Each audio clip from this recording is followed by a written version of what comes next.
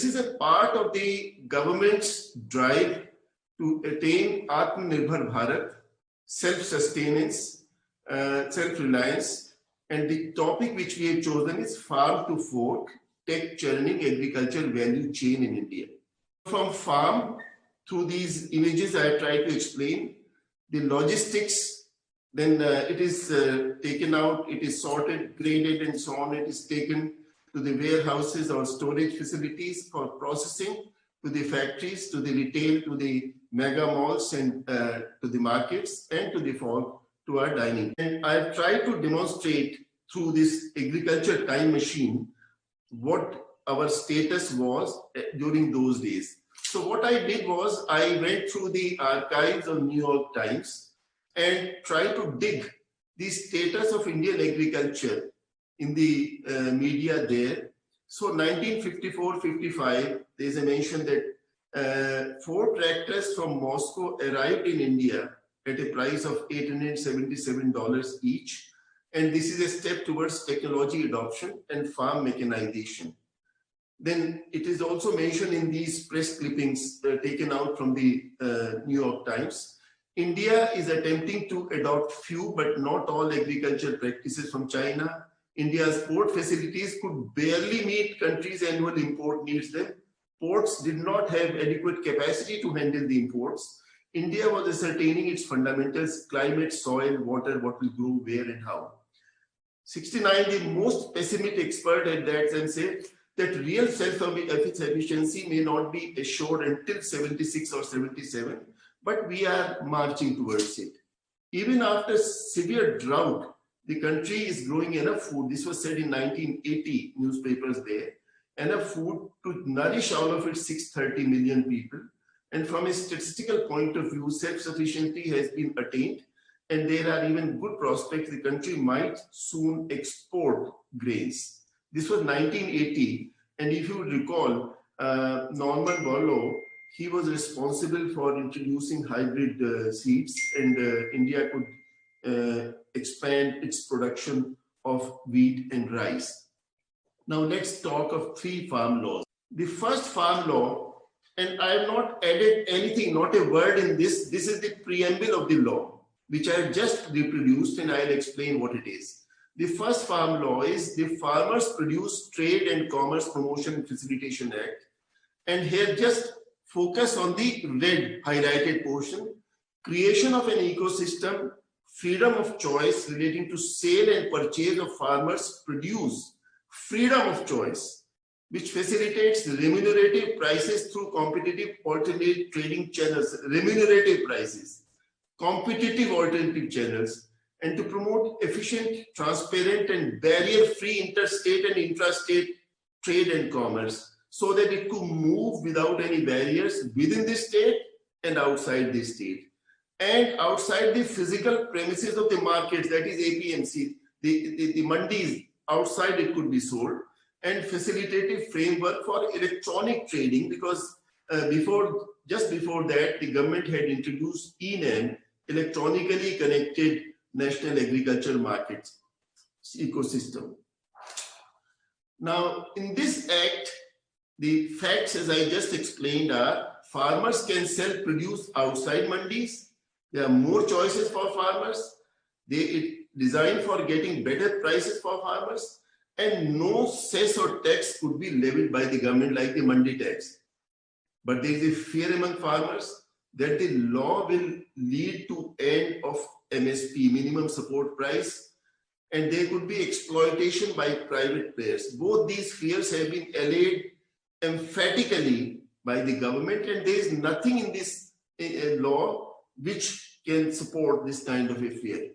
The second law, again, I have reproduced the preamble of the act, but just highlighting for shortage of time, the red portion, the national framework on farming agreements that protects and empowers farmers to engage with agribusiness firms, etc. So this is providing for a framework when some of these firms could engage with the farmers, enter into farming agreements and invest in technology, credit and so on, and also for buying their produce at mutually agreed remunerative price framework.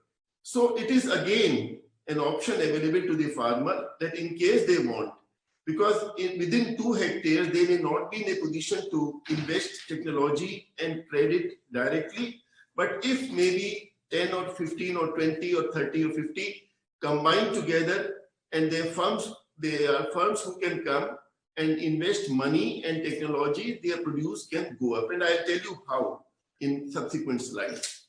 The facts I have explained that the farmers and buyers can enter into legal agreement and farmers' incomes will increase. Fierce exploitation by private players and farmers' negotiations power will weaken. Both these things, I have debated this thing in a number of forums. It doesn't come anywhere from the laws. The third law is about the Essential Commodities Act. An amendment has been introduced. Amendment aims to remove fears of private investors of excessive regulatory interference in their business operations, harnessing of economies of scale and attract private sector FDI in the agriculture sector. Now, there is need of cold storage, there is need of modernization of food supply chain, as I would explain again. And who would invest if one knows that there are limitations, regulations for storages, and Essential Commodities Act would be breathing behind their neck all the time. So it removes certain commodities like cereals, pulses, oilseeds, edible oils, onions, and potatoes from the list of ECs, and these are the perishable items. The fact is that oilseeds and so on, they would be taken off. There's no imposition on stock holding. The fear is this would give rise to black marketing, holding will increase, and it would give monopoly to corporates. Both these fears are absolutely unfounded. To provide a digital interface of foreign investors to connect directly with farmers, and also agencies like EPIDA and various FPOs who wish to market their produce abroad or who wish to attract investment from foreign agencies. I mean, FDI can come into India's agriculture through this route, facilitative route, but it would only come if opportunities exist in India for investment, which is sought to be created through these laws. Otherwise, who is going to invest? There were a number of initiatives in the past which had been taken, which were strengthened during this year, and I'll briefly explain. One was this Kisan Suvidha, a digital India initiative for agriculture. This is a omnibus mobile app which was developed to help farmers to provide relevant information about the weather, about the dealers, about the market prices, about the plant protection, about the integrated plant management, IPM practices, and so on, weather alerts and so on. This website created, this mobile app created by the government is very helpful to the farmers. Other initiatives included initiatives for promotion of organic farming. Organic produce fetches better price. Through Paramparagat Krishi Vikas Yojana, a number of clusters were identified, number of farmers were benefited. E-NAM extension, which I just explained, the electronically connected National Agriculture Marketing Network. So in all these states, all these markets were integrated with E-NAM platform, and a number of farmers and traders were registered, and a lot of tonnage was traded. This was to give farmers a one-stop facility to see where they can produce, where they can market their produce, and where they can get the best price. An improvement in farm produce logistics, introduction of Kisan Rail. These two things, one is the mobile app of Kisan Rath, which can facilitate farmers and traders who are searching transport vehicles for primary and secondary transportation for their produce. And the first ever Kisan Rail, you must have seen on television the Prime Minister flagging off Kisan Rail recently between Devlali and Danapur station. The second Kisan Rail operating between Anantapur in Andhra Pradesh and Adarsh Nagar in Delhi. It's a facility to support movement of agriculture and horticulture produce of the farmers. Kisan Rath, how it is operating one can see, just sign in with your mobile number, and then how would you get it, the call, etc. It's a fairly convenient and doable facility now. Another initiative which was there, although in a different context, Make in India, but it was linked with the agriculture. Just for example, escorts. I picked up this example because they are very well known, close to Delhi, located in Haryana, and I'm basically for all practical purposes a Haryanvi, as Sureshji mentioned. So Farm Track, their branded product for modern engineering, and Power Track, branded as an example of India's frugal engineering, becoming extremely popular. But this is just one of the examples. There are a number of these farm equipments, and they are being exported as well. Made in rest of the world also helps India. This is what I thought I'll mention here quickly. Google, for example, they have come up with a flood forecasting initiative. It's a very interesting initiative, technological initiative, which they have been working with the government to develop systems that will predict when and where flooding will occur, so that people can be moved away if needed, kept safe, informed. Much of this work is centered on India, where floods are a serious risk for hundreds of millions of people. And Google technology is being used to improve targeting of every alert that India. I come to a few illustrative startups just to demonstrate what are the kind of startups which are coming up in India, which are transforming the state of Indian agriculture. One very well known name is Cropin, Data Analytics and Machine Learning. You might have seen yesterday in newspapers all over that Temasek of Singapore, they have invested $20 million in Cropin now, which is in addition to $30 million which had been invested earlier by CDC of UK and by Krish Gopalakrishnan of earlier of Infosys and many others. So it's a big name which is coming up and supporting many other startups, and also going in the neighboring countries.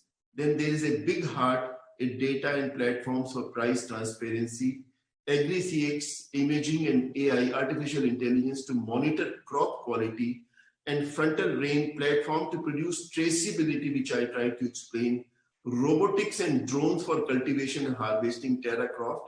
Very interesting concept, because if you want to know the state of the crop, you have to take images at different areas. It can be done through drones and robots, and can give you a fairly accurate description and get analyzed through cloud computing, and give a fairly accurate advice to the farmer on his smartphone, which I'll explain. Fasal is doing it exactly the same, and they've just received the funding. Fasal is a startup.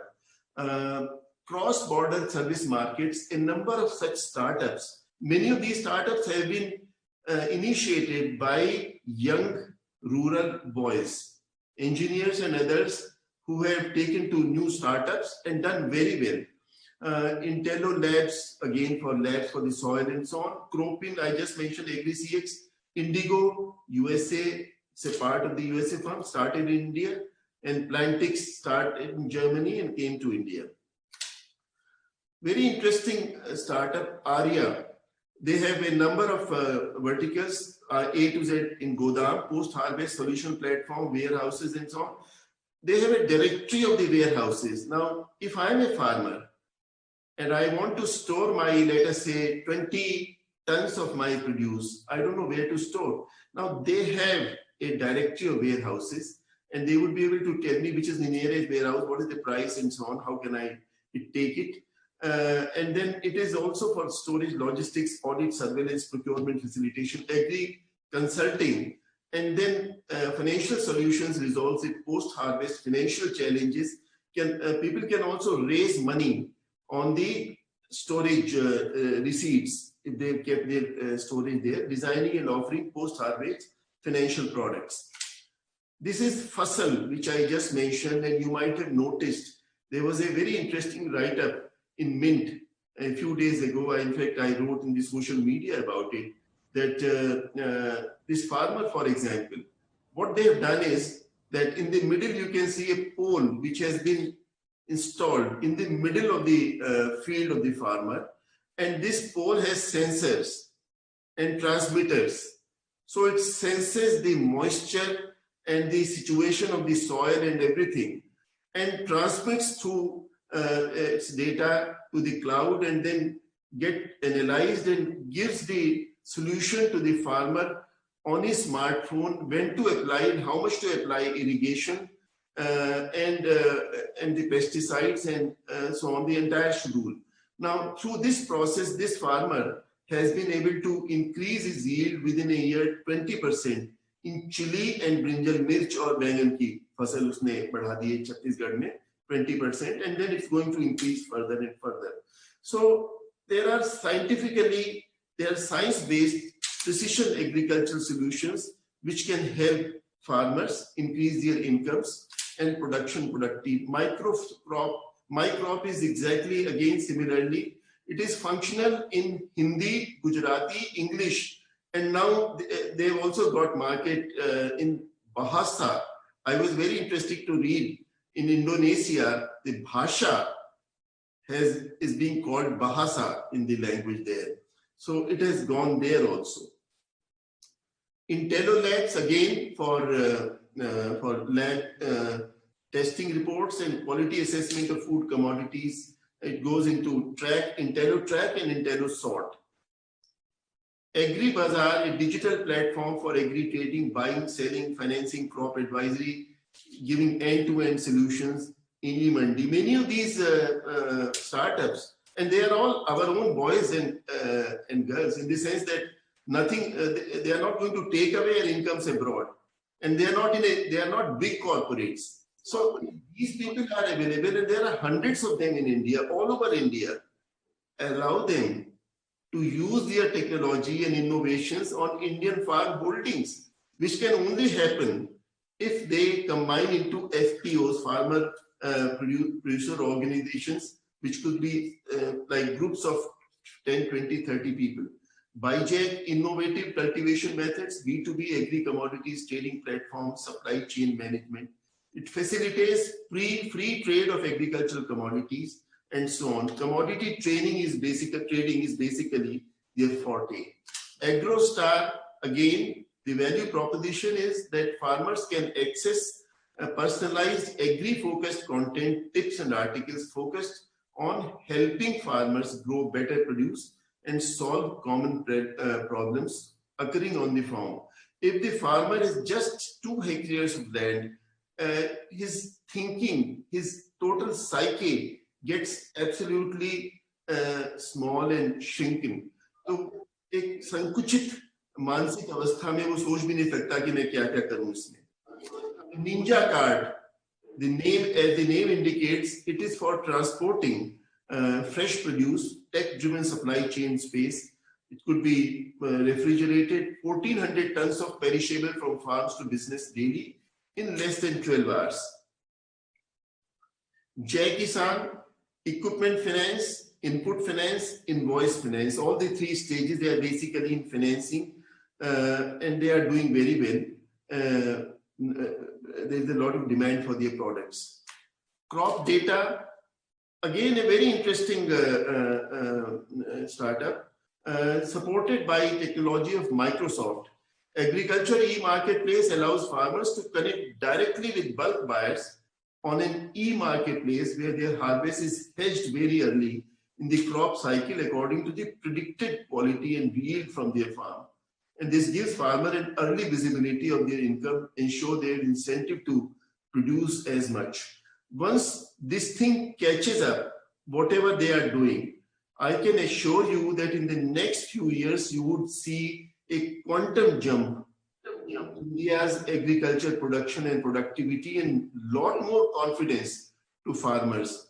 In my view, many of the farmers who are coming in for agitation, they are misguided, or they are just being sponsored by some other people who don't understand what is happening and what does it mean. Some of these others are cloud-based, cloud or blockchain-based. TraceX, it enables a clean, credible and traceable supply chain to reduce food waste and enhance consumer trust. Again, a very interesting solution. I have gone through their websites, and I would urge you, if anybody is interested, you can go through directly or you can contact me. Cropin, as I just mentioned, has just received a very big financial support from Temasek of Singapore and earlier from a number of other agencies, including the World Bank. By the way, when I was in the World Bank, India's executive director, most of the projects supporting India were in agriculture and irrigation, even the small tanks and so on for storing rainwater and so on. SatSure is again a digital intelligence platform. As I said, digitization and digital technology is something which we are going to talk a lot. SatSure's analysis of satellite data, it is helping Andhra Pradesh government to assess crop damage and settle farmers' insurance claim in a record time, 30 days. Otherwise, it could take months and could be years. And there are also allegations of corruption usually. But this one is very helpful and this can be used widely. Kalgudi is something again based on artificial intelligence with Andhra Greens. So they are able to connect farmers, micro entrepreneurs and agriculture value chain players to the right stakeholders. Notable capital raising activity, I just mentioned about some. There are a few others. Waycool, they invested $32 million, and Jackisan again, Byjack. This is a number of activities they are doing. Omnivore Partners, Tempo Partners. Omnivore is a very well-known name in VC funding and funding of agri startups. Intello Labs, Dehar, very interesting name. It is egg funder supported by egg funder Omnivore Sequa Netherlands Development Corporation. They have raised $12 million. And we grow again for Matrix and Influx Capital. And there are a number of others scoping, as I said, Temasek and so on. What has been the impact of COVID on these agri-tech startups? The top 3 challenges for these startups during the lockdown, according to the survey, one was the logistics challenges, 55%. Cash flow issues, they had a severe cash crunch problem, 54%. Adapting to remote working, because now social distancing and work from home and all that. For the farmers, it's very difficult to work from home. We can, but they have to go there. But there have been problems and to get workers. New business models gained importance during lockdown.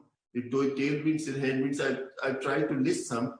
Disruption of market, labor scarcity, consumer demand for safe food, government reforms, rise of B2B platforms, marketplaces, emergence of farm to consumer brands, precision agriculture, creation of e-markets. COVID-19 and a few of India's agri-tech startups that prospered. Again, very interesting stories have come up. It helps disintermediate the supply chain by connecting farmers directly with Horeca players. Is back to pre-COVID-19 levels. Already seen 20% rise in app-based ordering. Now you can order based on the app, and you can get good good product where traceability is available. Aqua Connect for people who want to buy shrimp and fish. They have seen 18 times increase in app downloads. AgroStar, the revenue generated has tripled in 3 months. Ninja Card saw a 3 times spike for digital advisory services. We should invest more in R&D. So far, we have been investing only 0.3% of our agriculture GDP on R&D, as compared to other countries like Brazil and South Africa, which are also developing countries, 1.8 and 3.06, the Brazil and South Africa, as compared to 0.3% investment in R&D by us.